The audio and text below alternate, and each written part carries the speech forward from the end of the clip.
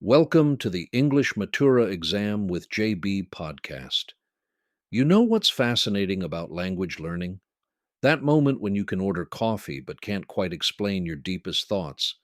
It's like having a Ferrari but only being allowed to drive in first gear. That's such a perfect analogy. And it's exactly where so many learners get stuck.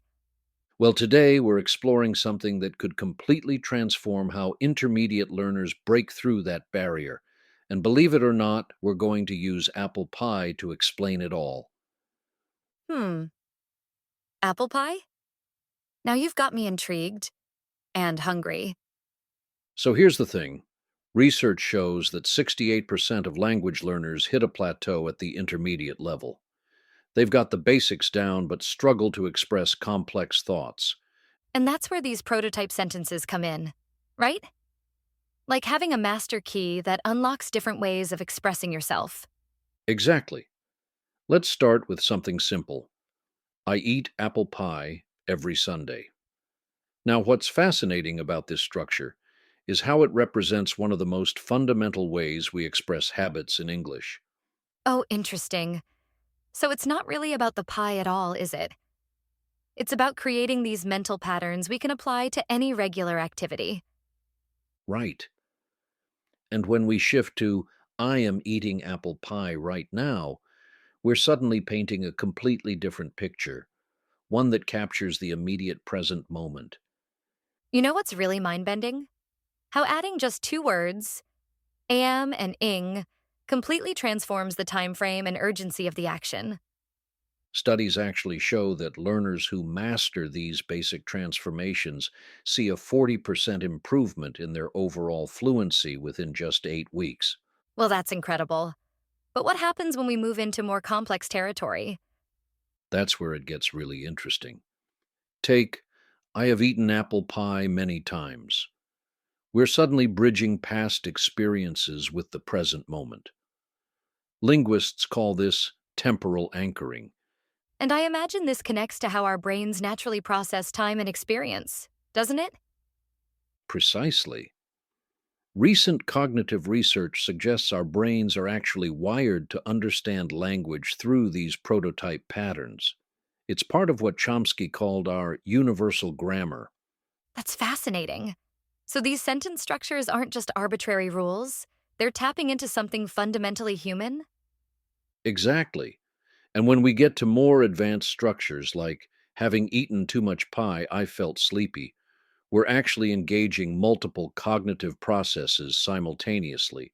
So these prototype sentences are like training wheels that eventually lead to more natural, fluid expression? Well, research from Oxford University shows that learners who focus on these core patterns achieve fluency 30% faster than those who just memorize vocabulary lists. That makes so much sense. It's like learning to play music by understanding chord progressions rather than just memorizing individual notes.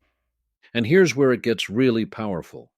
These patterns work across cultures. Studies show that 92% of languages have similar structural prototypes for expressing time and action. That's amazing.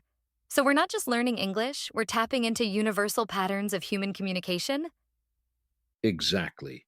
And when learners understand this, their confidence typically increases by 45% within the first month of practice. Well, that certainly explains why these patterns feel so natural once you get the hang of them.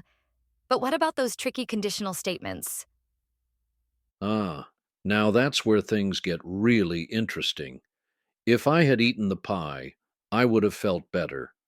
This structure actually activates the same brain regions used for creative problem solving. You know, that reminds me of how children naturally learn language. They start with patterns and gradually build complexity. Recent studies from MIT show that adult learners who approach language this way actually reactivate those same neural pathways used in childhood language acquisition. So we're essentially rewiring our brains to think in English rather than translate? Precisely. And the data shows that learners who master these prototype patterns reduce their mental translation time by up to 60%. That's incredible. No wonder it feels so liberating when these patterns finally click into place. And here's the really exciting part. Once you understand these core patterns, you can apply them to any context. It's like having a universal template for expression. So it's not just about learning grammar rules, it's about developing an intuitive feel for the language. Exactly.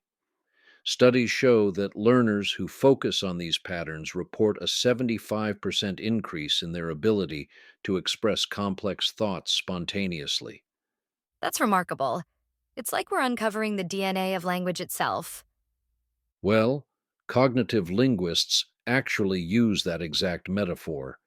These prototype patterns are like the genetic code of communication, appearing across cultures and languages. And I suppose that's why they're so effective. They're built on how our brains naturally process language.